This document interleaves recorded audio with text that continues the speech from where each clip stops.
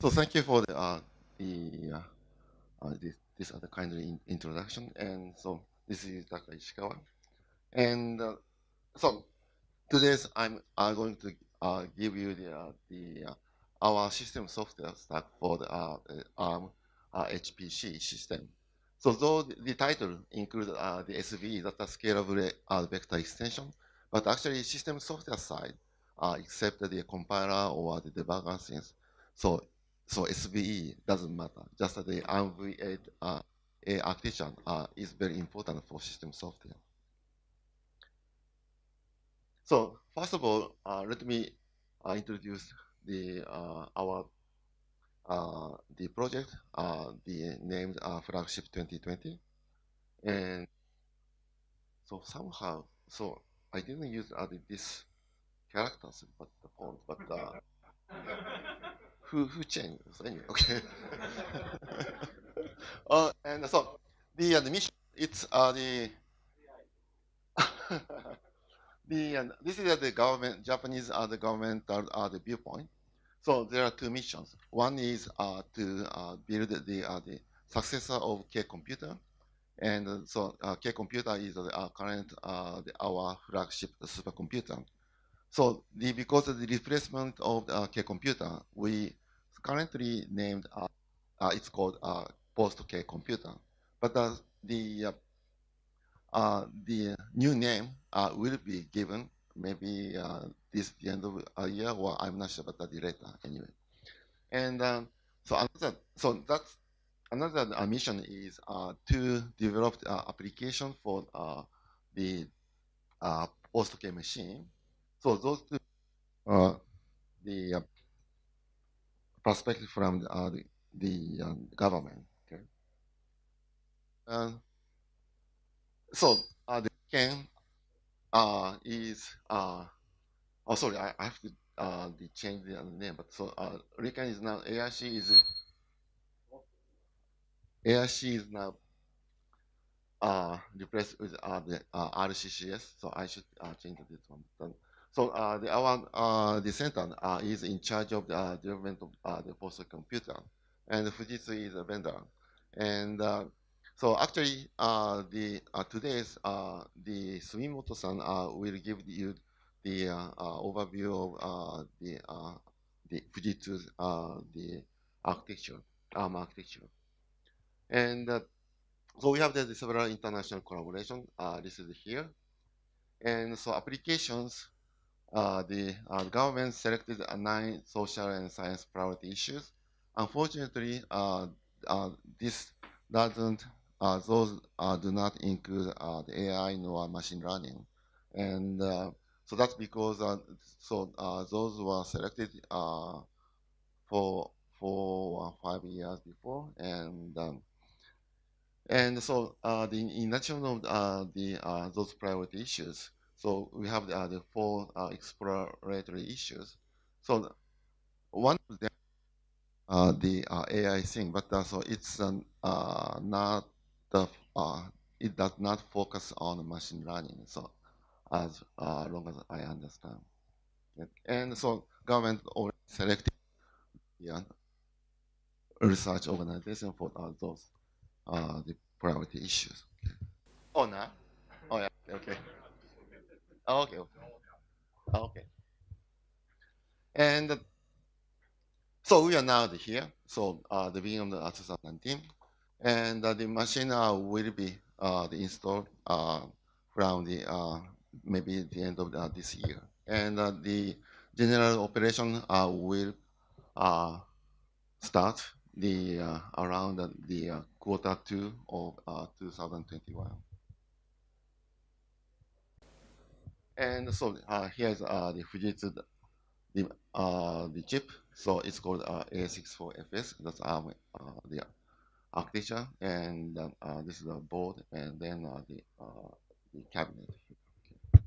So they already have the prototype system, and so we have asked the 9 priority issues to receive the so-called target applications. and that's used for the co-designing of system. The that means the designing the CPU architecture, hardware, and also the applications, and also the system software. So those are design.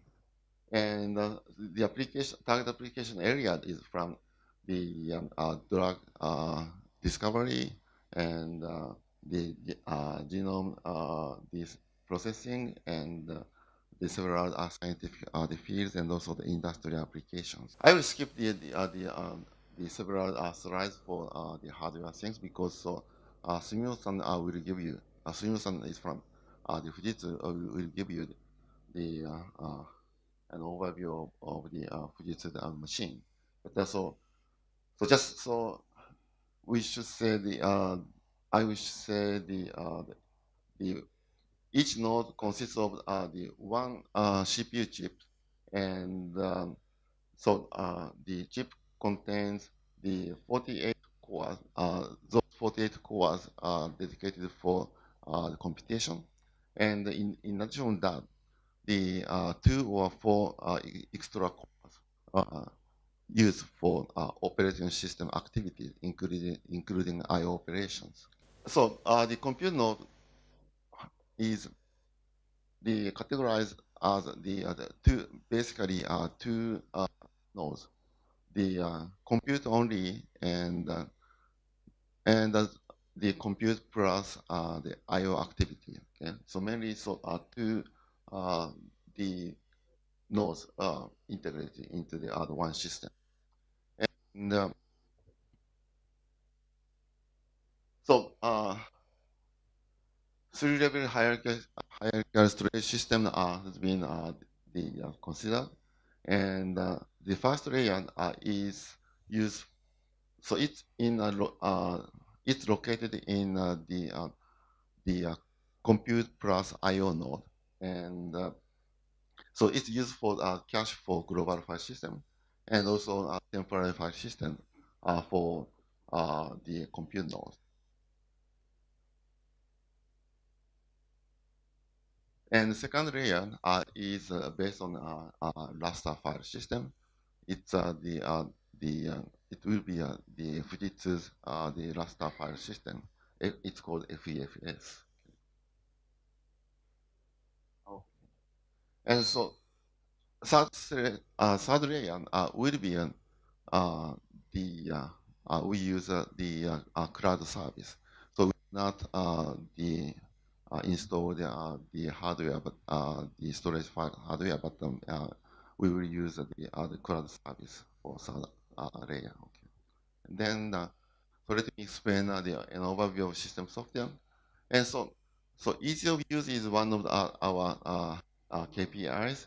And so for the users, so actually, so one of them ease of use actually, so we should provide the wide range of application tools and the libraries and compilers. So we use we will use Linux distribution. So K-computer, so it uses the Linux kernel, but so this doesn't mean the K is used with the some Linux distribution. That's because K is K's CPU is the Spark architecture, and unfortunately, the no Linux distribution provides the Linux distribution for the Spark architecture. But so fortunately, in the ARM architecture, so the like the Red Hat, SUSE, and so those are supporting the Linux distribution for ARM architecture. So in case of the post-K computer, we believe the all the application tools and the libraries, compilers, the provided by the Linux distributors will run on our machine. Okay, so that big change from the K computer. And so in addition of the Linux distribution, Fujitsu is now building their own proprietary the compilers, tools, and so on. So, and also the batch job system and the hierarchical file system. So RIKEN side, so we are developing several the programming programming the environment and also the operating system. So could you go back? Okay. And so this is our post-programming environment. And so this will provide the compilers for Fortran, C, C++, and OpenMP, and also Java. And also we will install the open source the compiler stuff, GCC and LLVM, and also we will use ARM compiler. Okay. And so the parallel programming the language and domestic library are provided by RIKEN. So those are the XLMP and FDPS. So those have been developed by the RIKEN. Okay. And so this PIP PIP is the new the process thread library. Okay. And so of course the script languages provided by Linux distributor will be can be used. And and in addition to that, actually the Fujitsu will it's not enhanced, but maybe so. We look at the Python and the several Python libraries for post-K machine, and so that means that so Fujitsu will the compile those the script language and libraries to adapt it to the post-K machine. And so the communication libraries, so we will provide MPI 3.1 standard and some subset of MPI 4.0. And so Fujitsu MPI is actually based on the OpenMPI. And so RIKEN also now is developing the MPIC-based MPI library. Then also we'll provide this low-level communication libraries, and 5 I/O libraries are listed here. And here are master libraries and the programming tools and so on. Okay. So we will use several open stacks, and so it's very important for us to maintain how we can do that. And we are now looking at the open source management tools. One is the Easy Build, and the other is the Spark. Oh, 5 minutes? Okay. Oh, really? Okay, so then. Okay. Oh, sorry. And so then, so let's go to our own the operating system kernel. So it's called IHKMC kernel. And so our assumption is so Linux is running on each compute node, but it's run on just the few cores. And so that means the assistant cores, 2 or 4 cores. And so in 48 cores, so for that the computation. And so on those cores, so MC kernel runs. So this is the very lightweight kernel, and so it's designed for HPC and noiseless, and it's very simple. And the main feature the important feature is the same binary run in on this kernel also run on the MC kernel without any compilation or modification. That means from the user's viewpoint, so MC kernel is very transparent, and so and what how what we consider the operation. So actually, so Linux kernel with IHK module. That's it. So this is a okay. So Linux kernel is resident, and so MC kernel, this is lightweight kernel, is loaded dynamically by the Linux kernel module, and MC kernel is independent from the Linux kernel, and so.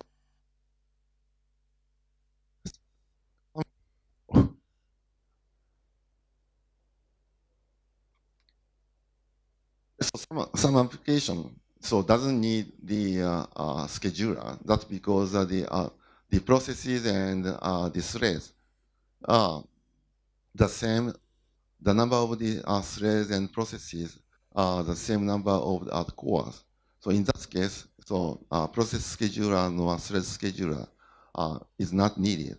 So in that case, so they use MC kernel without the scheduler stuff. And so then, so it achieves the noiseless, OS noiseless. Okay? And of course, sometimes the users want to use the scheduler, then so they use another MC kernel component. So it's dynamically reloaded for, at the job execution time. And of course, some application doesn't need the MC kernel features, and they want to use Linux kernel, and then they use Linux kernel over all cores. Okay, so and so this kind of the features done by the IHK the the module in the Linux kernel. So this is one of the good example for MC kernel. And so we use mini FE from Coral benchmark suite. And here we got the much faster than the Linux kernel on 64K physical cores. Okay. So unfortunately, this is done using the Xeon machine, not the ARM machine, because we haven't had the ARM the machine, and so we use the experiment is done using the University of Tsukuba and Tokyo's the machine, and so actually, so the important thing is so those results are so it's using the same binary without any modification. And so that's very important for the users, okay? And so now we have our own this software development the environment at the RIKEN. And so if you are interested in the post-token machine and to test your application for a post-token machine, and then so you can use our simulator. It's the simulator, not the actual machine. And so that means only the kernel of the application will run on the simulator, and you can find the how your application will perform on the post machine, and also to in order to the optimize your application code. So this is the final one. And so now you can the access the if you want to know the post-OK information, so please look at the web page, post-OK-web.rccs.riken.jp. So we provide the several information and up to date. Okay, and that's all. Thank you very much.